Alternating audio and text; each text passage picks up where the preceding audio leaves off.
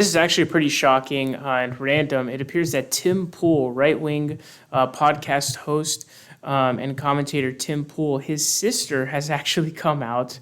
Her name is Lisa Pool, to basically do like an expose on who like the real Tim Pool is, which is low-key like kind of like ironic because I don't know if it'd be ironic or coincidental, but like just yesterday I did a video about how like Tim Pool is kind of like exposing like the real Kanye. It appears that Tim Pool's sister is exposing the real Tim Pool. Now, I did just watch this whole thing on my Twitch stream, twitch.tv/theprogressivevoice. Make sure to follow. Link will be in the description box, comment section below.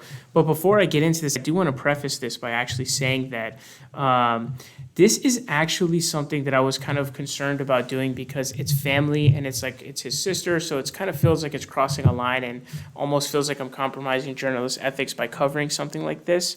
And so I was kind of feeling like, but people were saying that, you know, it's still an important thing to cover and it's still relevant. So I'll have to say that I came into this kind of like very reticently came into actually talking about this because it feels kind of weird. Like imagine if like Kyle's brother came out and said something and I did a video on that. That would be like, you'd be like, what the fuck? Like that's low, like that's weak, you know, that's not really like upholding yourself to like values and stuff. So it kind of felt weird, but I think it gives us some important insight into Tim Pool. And so, you know, I'm going to show you guys some of the videos here in a second.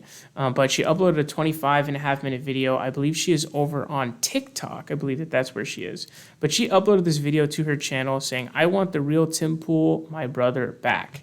And so first thing I'm going to show you before we jump into that, this is a tweet. It says, Tim Pool's sister calls him out for his anti-LGBTQ takes. This is Lisa Pool, 1980. It says, Timcast, do you really think LGBTQ people are grooming children? What the F is wrong with you? Do you not remember working at Mom's Coffee House in Boys Town in Chicago when we were teenagers?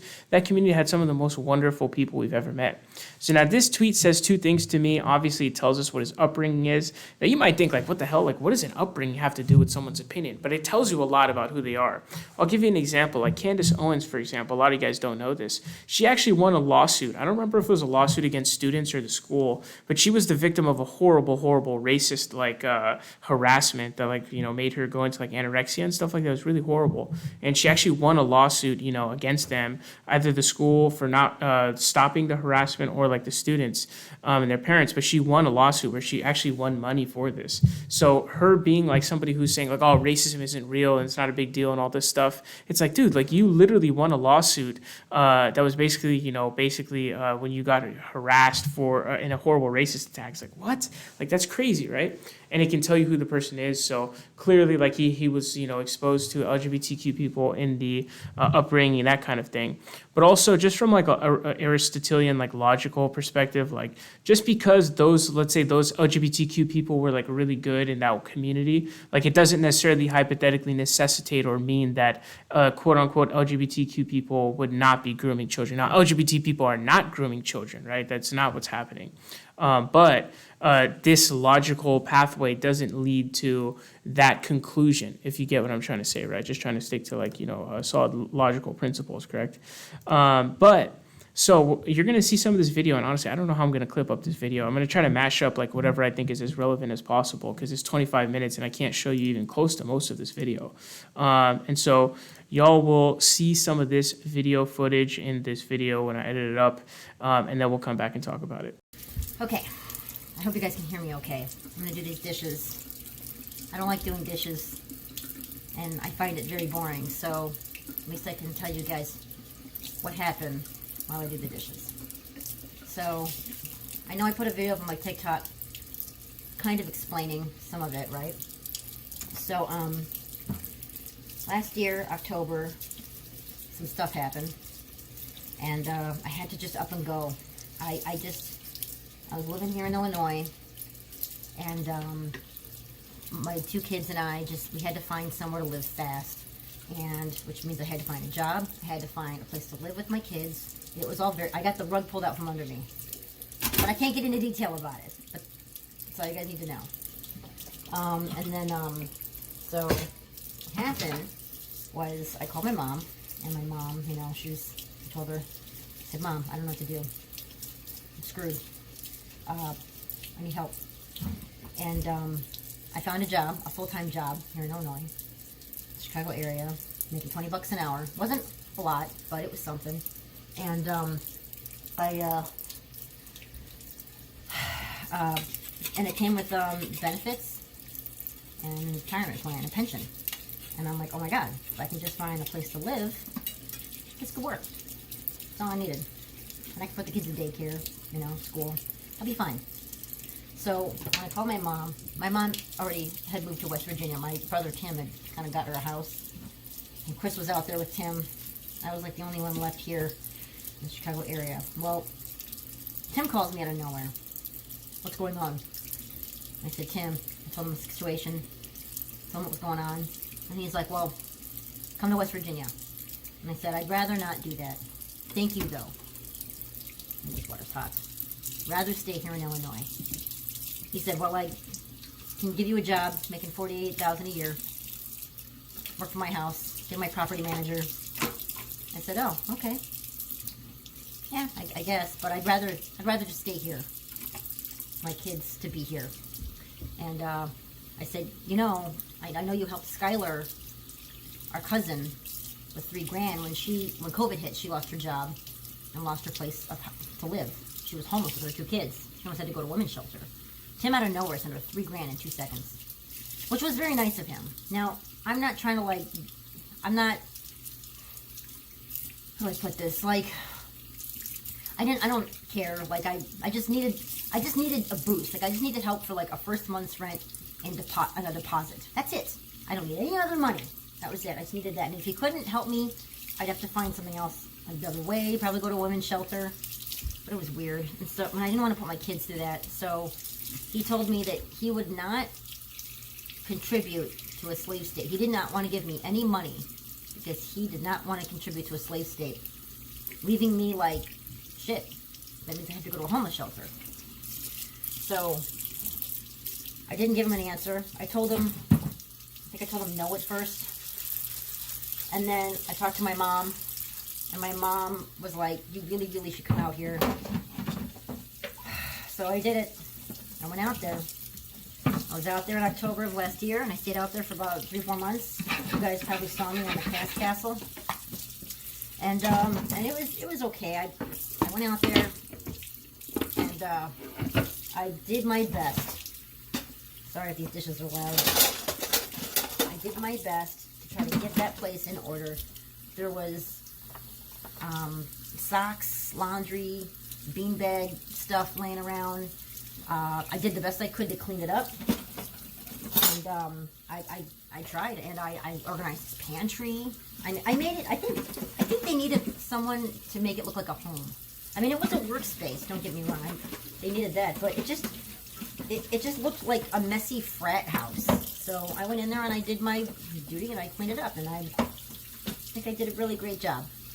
And so, at least that's what everyone told me. So the first week I'm working there, I had a vacuum. I got a vacuum. I was so excited with this vacuum because I was like, this is it. The vacuum they had was one of those shark vacuums or something where you need to charge it, They're kind of crappy. I don't like them. I'm sorry. And so I wanted to get a real vacuum, one that plugged in the wall, that worked. And so I found one on sale, like $100. And so what I did was, I'm walking in the door with my vacuum, so excited, and I walk into a situation that was really tense. And I was like, wow, this is really, really tense. I didn't know anybody that well. I only had met a few employees at that point, so it was only like a couple days I'd been there. And then I walk into Tim standing here next to his girlfriend. I think Chris might have been there. But there was a girl that worked there who answered the phones and did the emails. And she's such a sweetheart. She did a lot of work. She was very, very cool chick. She was like a personal assistant to him, pretty much. She did a lot. I know his girlfriend Allison did a lot too, don't get me wrong, but this girl did, she did a lot. Well, Tim was yelling at her, kind of, not yelling at her, but it was the way he was speaking to her. He raised his voice, but he did speak to her in a very condescending, angry tone, because her computer was kind of going loony, and I thought she clicked on a pop-up. So standing there, when I walked into the situation, I said, what'd you click on, a pop-up? And I kind of, wow, what'd you click on? And he whipped his head at me and said, shh. And I was like, oh my God. this is really awkward. And I was like, Tim, what? And he then said, leave, Lisa. I said leave. And he said it like that. And it was really aggravating. And because it was just like, it was a little embarrassing, I'll be honest. I just had met these employees. It was, you know, like, Jesus. I went to my car. I was like so upset. I like sitting, like I had my head on my steering wheel, like, why did I even accept this offer? I don't want to come all the way here. I had to drive 12 hours with my kids in the car, throwing up every 20 minutes to a half hour. I put my I have a 2 and a 5-year-old. I had to put them through that, bringing them all the way out there. Tim did pay for my pod. I was grateful for that. I didn't want to go out there, but did he do that? Like he moved to Adam? Yeah. It was nice of him to do it. It wasn't the help I needed or that I wanted. I did take it though. So after that incident, I was like, shit. So I had to talk with Chris. I was like, Chris, what's the deal? He's like, yeah, I know. Sometimes when he does that, you just got to pull him aside. And I'm like, man, this is ridiculous. He should have been doing this in his office, first off. That's not cool.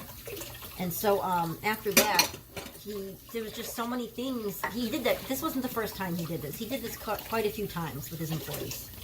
And I tried having a talk with him, and I said, Tim, you got to stop doing that. I said, be a leader, not a boss. I think it went in one out the other. So after that, I remember it was that same girl. It was her birthday. And we actually did an episode on it on the Cast Castle. Everybody was there except him. When I said, Tim, we're going to sing happy birthday to her. Do you want to come join in? I made her a cake. He said, no. He wouldn't even let us sing in the green room in the area where all the guests hang out. And this was like I don't think he had a podcast that night. So we, or it might have been before his show. He was too busy watching the movie Don't Look Up on Netflix. So finally the last straw where I got tired of it. I made him, I didn't know this was going to happen. I made these pictures for him. I had them in these frames. My mom had them. They were pictures of us skating. I was at the skate park when we were teenagers in Burbank, Illinois. And my mom took them because she used to be into photography. So it's all of us. I'm in some of them. And I thought, you know what, this would be a really nice thing to put in the house to make it look like friendly. I mean, you know, maybe it'll be nice because he has skaters come here. Maybe we can hang out in the skate park. So I got the pictures from my mom's photo album. I found a bunch of 5x7 and 4x6 frames. And I framed them. And I brought them to the house, to the Cast Castle. Well, when I brought them to Allison, she said, Tim said no. And I was like, oh, that's a bummer, you know? And look, I tried to make these pictures because I thought, you know, Tim and I didn't really have a close relationship already.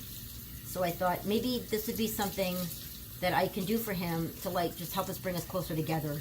I don't listen to his podcast really. I'm not really political, but I just wanted to be there to support him. To just be there and be his sister and be supportive. And so because he said no to the pictures, I thought I'd have a talk with him privately in his little like living area. And I said, Tim, hey, how come you don't want them hung up in the house? Maybe I can help you hang them up in your place, you know? And he said, why would I hang up pictures of people I haven't spoken to in 16 years, Lisa? Why would I do that? That was his response. You know what? My eyes welled up with tears. I felt like I was going to cry my eyes out. It was hurtful. I turned to Allison, and she said, you know, Lisa, I'm really sorry. I didn't know he was going to do that. I said, yeah, neither did I. And that was when I knew. He wasn't my brother anymore. He's just different.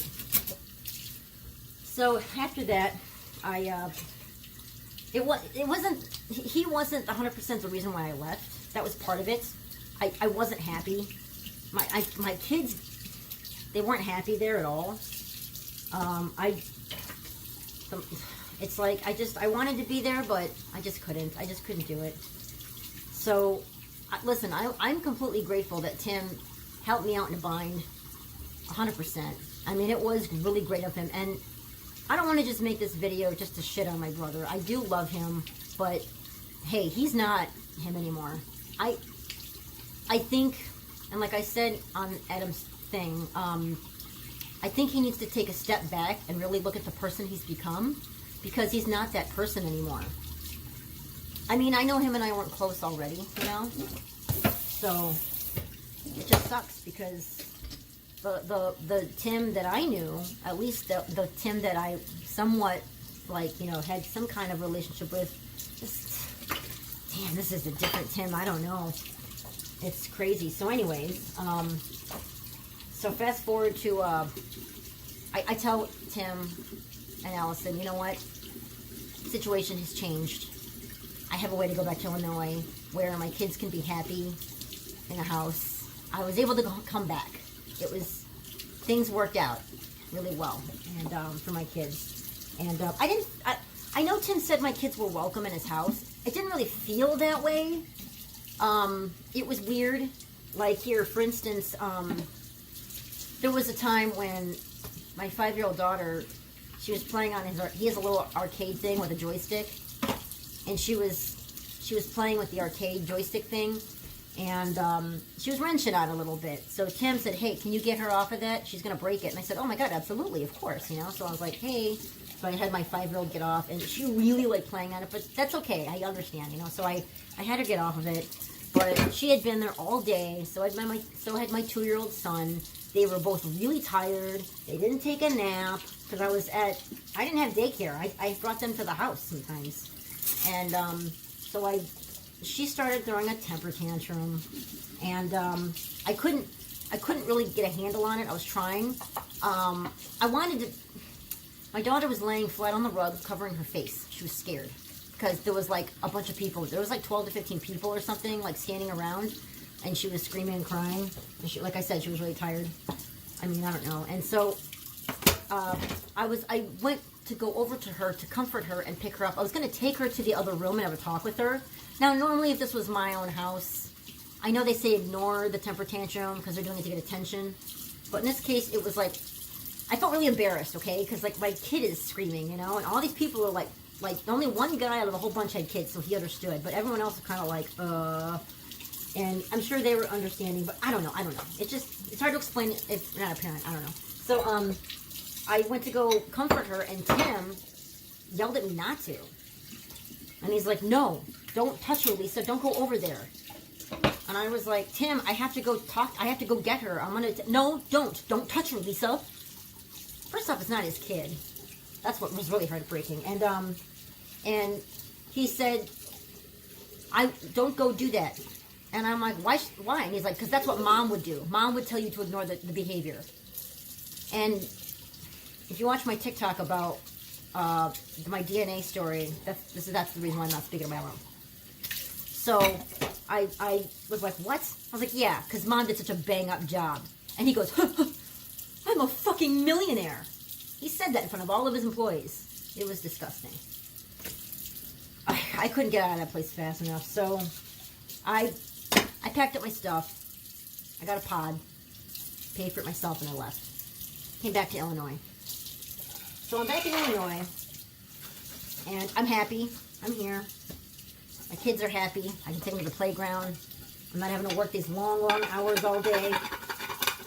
So I've got something really stuck on my plate here. Oh my goodness, this is really stuck. That needs to suck. Okay.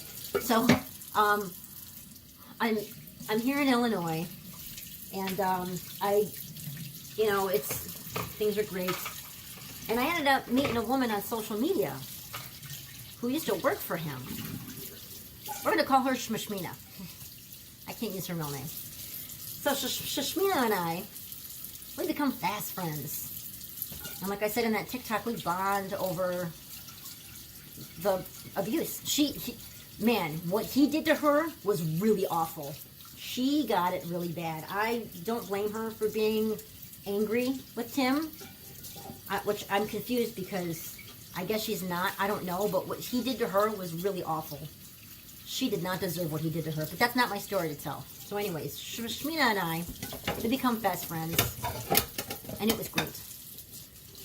So, like I said, we bond over his abuse, but Tim never mentioned her to me at all. I never heard of this woman once. In fact, when I was at his house, I think I saw some mail of hers, and I was like, hey, who is this lady? And I was like, oh, she just used to work here. So when I met her here back in Illinois, I did talk to a few other co-workers, ex-co-workers still at the castle, and they were like, oh, Shmishmina's great. She's really cool. And I was like, oh, okay. And Tim was friends with her on Facebook. So I thought, oh, his personal Facebook. So I'm like, okay, she's a friend, not a foe. Okay. So that's what I got. So I felt like, you know, she must be safe. And when I left, Tim and I left on good terms, by the way. I know you see the hug in this episode. We did leave on good terms as far as I know. But I think secretly, I think they were really upset that I left. So, anyways, so her and I, we talk, and Tim ends up finding out that we were talking. And at the same time, he's getting swatted like crazy. I know he was paranoid. He was really scared because, look, man, he doesn't know who was swatting his house. And that is really scary. And I get it, you know. But I didn't appreciate him calling me up when I'm in the car with my kids. I've got my girlfriend's son in the car, her 7-year-old, my 5 and 2-year-old, and my 13-year-old, and we're all on our way home from a long day. Now, if any of you have children or have been with a gang of kids all day at the zoo, it is exhausting. It's really exhausting. I was worn out. My legs were tired. All my snacks were gone. My kids ate them all. We just couldn't wait to get back home, and so I still had to drop my friend off. And Tim messages me and says, call me now. Tim does not talk to me. Nor has he ever, he doesn't just call me or text me. And this was like a while after I left his house, out of nowhere, out of the blue. So, I was like, what? And I texted him back. I was at a red light, and I said, I'm driving right now, and I have the kids in the car. I can't, you know. I'm like, I can't. And so I can't talk to you. So he was like, well, the FBI or the cops are on the way to my house right now. You need to talk to me. And I'm like, fine. So I call him. I'm like, fine. What do you want, Tim? And he immediately, the first thing out of his mouth is, why are you talking to Shashmina? And I was like, what? And he started yelling at me, raising his voice, saying I was a fucking idiot in front of my children. I told him, by the way, that there were kids in the car. And that seemed to like go over his head, I guess. I said, hey, I got my friend here. I just got back from the zoo. What's up, you know? And he's like, why are you talking to Shashmina? And so, at first I was like, oh, God, I really don't want to deal with this, you know? So I told him, and I was like, actually, you're friends with her on Facebook. And he's like, well, yes, but... It was really ridiculous. So the whole time, he's screaming at me about talking to Shashmina. And it was just like, it was just ridiculous. Dude, I didn't know the whole time that my 13-year-old recorded it. I had no idea. So that was funny. Sorry, I had to, my kids were being loud and I had to go put them back to bed. So yeah, he never told me who she was, this Shmashmina lady.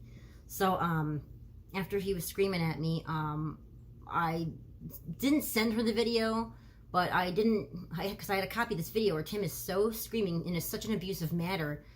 He was accusing her of being the swatter and me being the swatter.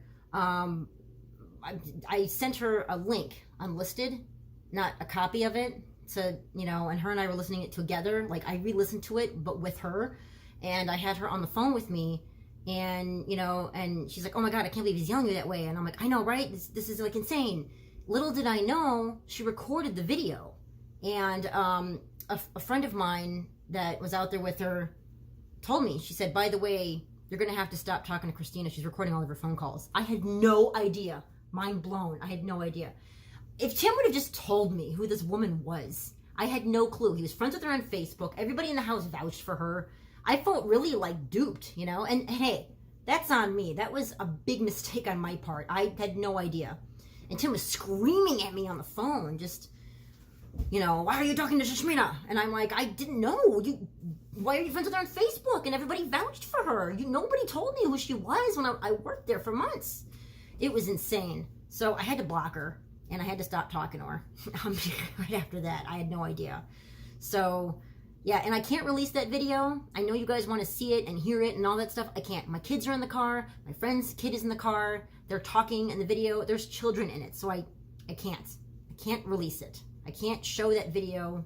It's too weird because there's children in it. So you guys have to keep in mind, that is why I cannot release it. But that all did happen. It was just insane. So yeah, after she recorded it, I was like, I say in the video, I'm like, oh my God, I'm like shaking, you know, because the way he spoke to me, it's like he was interrogating me like he was a cop. It was like crazy.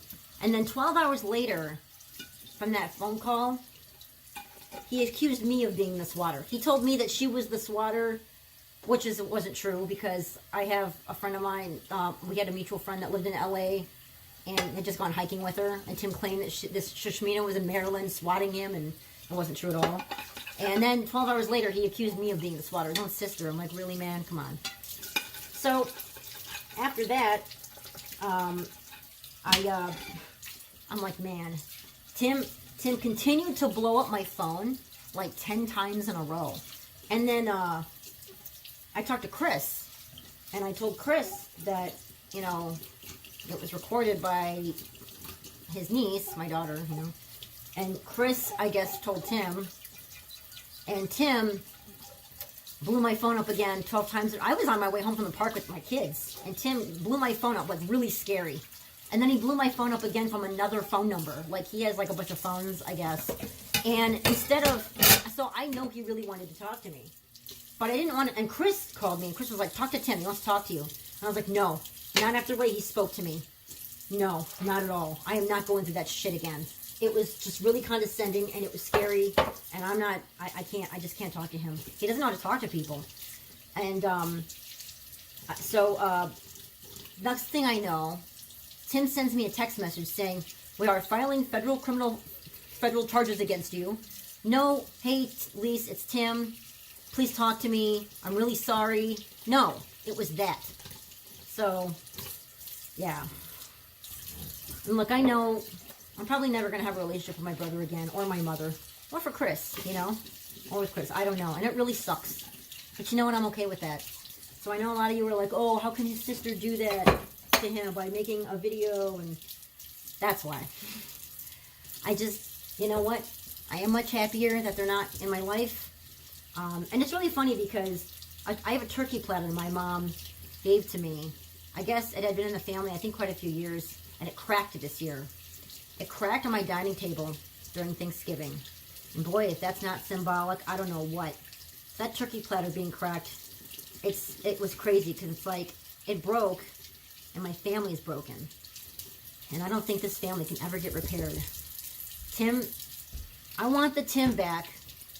And hey, if Tim's watching this, Tim, I want the Tim back that when we went to breakfast, you were teaching my daughter a magic trick. You were funny. You were just a better person. Go on vacation. Go. You have the money. Just go. Go on vacation and take a break from all of that political crap. Because I think you need it, buddy. Really, really sucks. It's really sad. I don't want his money. I'm perfectly happy here in the burbs of Chicago. Think about it. I'm the only one that didn't take his money. My brother Chris stayed there. He's making quite a bit. Bought my mom a house.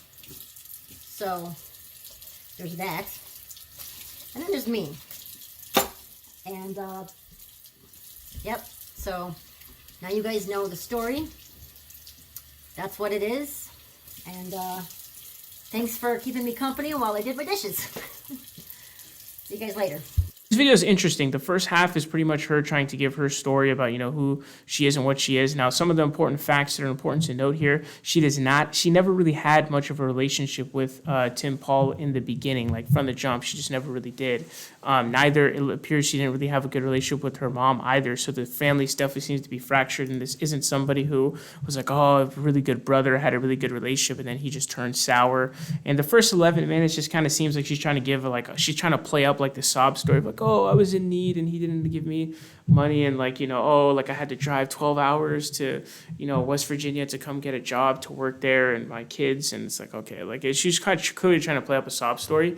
She didn't come off as like sincere as I had expected. So her credibility, I would say, was low off of that alone. I didn't really take her to be like what I thought I would take her as. So she's not somebody, and we don't know what the other side of the story is. And even like with the whole thing of like necessitating, like claiming that it's a necessity that, your family member, if they have money, has to help you. I reject that in terms of just like a logical thing. There's nothing that's forcing them or that they should feel like indebted or responsible to give you money. And we don't know like who this person is, like where she comes from, what their problems were. There's so much to unpack there. And so I don't really think she's like a super credible person on that realm. Now, what you can see is she goes on to basically explain like a bunch of instances of him basically being very abusive to his employees.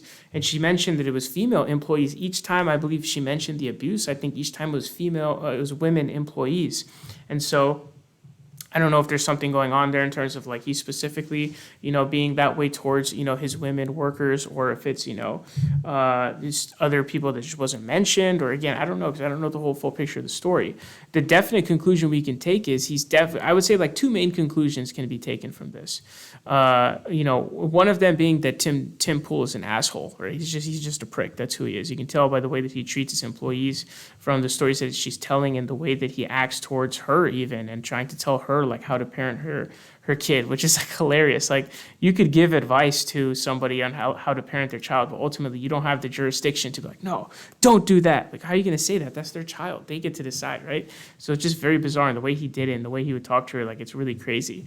But also I do think that the money and fame definitely overtook him, and people, not just myself, but a bunch of others have basically asserted that Tim Pool is a grifter. A grifter is somebody who lies to make money, who sells you snake oil. Says, oh, this is a fat burning pill, and then just gives you like a regular vitamin or whatever. It's not really a fat burning pill at all. In this case, it's like just saying whatever will get you views. So Tim Pool is a liar. He doesn't believe any of the shit that he says. He just says it because he literally gets millions of views, and he's raking in millions of dollars.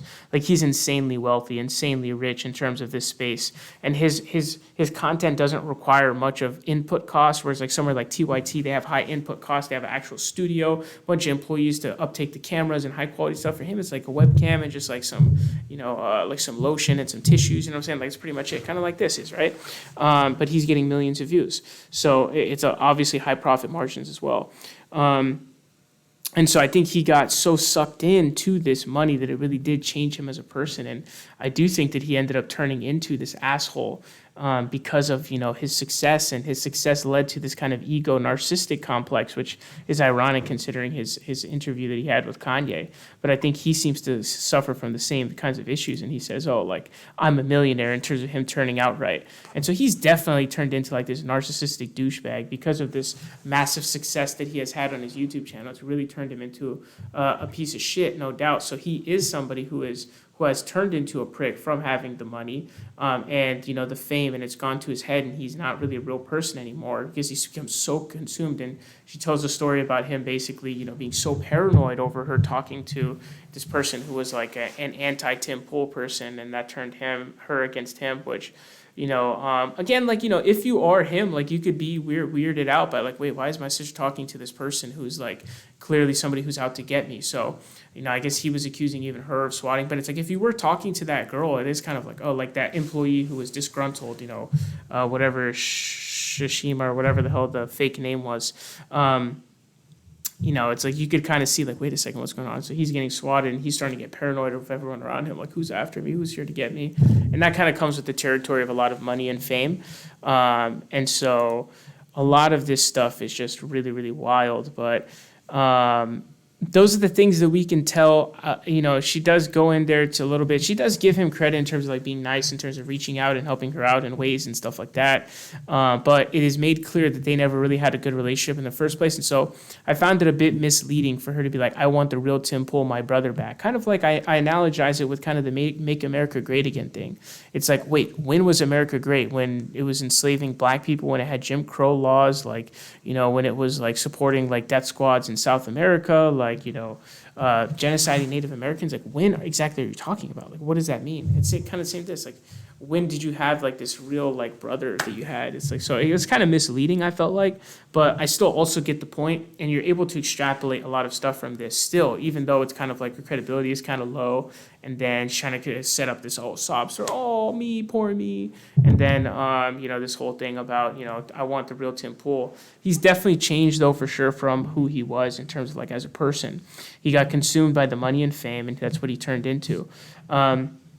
But yeah, man, I mean, the guy is definitely a grifter. I definitely think that this also like includes kind of boosts the idea that he became a grifter, because you can kind of just generally tell that, his thing is all about money and fame. Doesn't really care about character, person, ideas, principles, doesn't give a fuck about any of those things, as you can tell by the story, and you can tell how he's so like validated by his success. I don't know if, again, I'm not a psychologist, psychiatrist, I don't know what I'm talking about, but so don't take my opinion seriously, but it does sound like he has some kind of like insufficiency, insecurity complex, where it's like he has to constantly compensate that with like money and fame to justify him. I don't know how long he's been bald for. I don't know if he was a nerd and like, made fun of as a child. I don't know.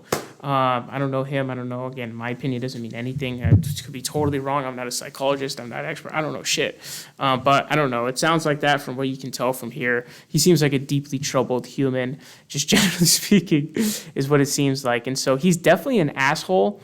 And I'm sure that there was like some semblance of like a normal person that she knew, but she's making it clear that she never really had a relationship with him or like her mom. So she's not exactly just like this perfectly, totally like 100% legit source that you can trust. And then also you can see by how she's trying to kind of play it up that it's not like 100% really in terms of, who this is. But also I was surprised by the comment section, because the comment section is actually saying a bunch of stuff that supports her. Tim loves Tim. Tim hears Tim. Tim listens to Tim. It's amazing he can restrain himself for the YouTube censors, but not for his family / coworkers.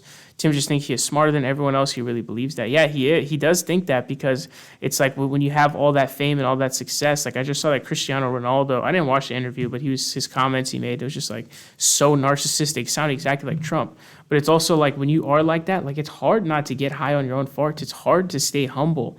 So I think that's what it is for him too. He sees all this, like all these people just jerking him off, just nonstop, these like Arkham Asylum Trumpies. And it's like, I think it's just hard to control yourself in terms of being like, oh man, like how do you not get so crazy in terms of thinking you're smarter than everyone else? But he definitely has become like super narcissistic and all of this stuff. I always get mad at him when he goes tirades about how a parent should raise a child when the man doesn't have any kids. Tim is the kind of guy who thinks money fixes personal problems. Tim complains about Adam bringing his family into his family. I don't know who this Adam is. Maybe someone can fill us in the comment section, but I'm not sure who that is. Sucks when a family member goes off the rails. I've followed Tim's entire career, and as happy as I got, the bigger he got, the more nervous I got, because he became too much for people at times. He really needs to take a vacation because he's completely lost perspective. Yeah, he's got lost in the cash, money, and fame and praise that he's got, and he's gone into just narcissistic down spiral.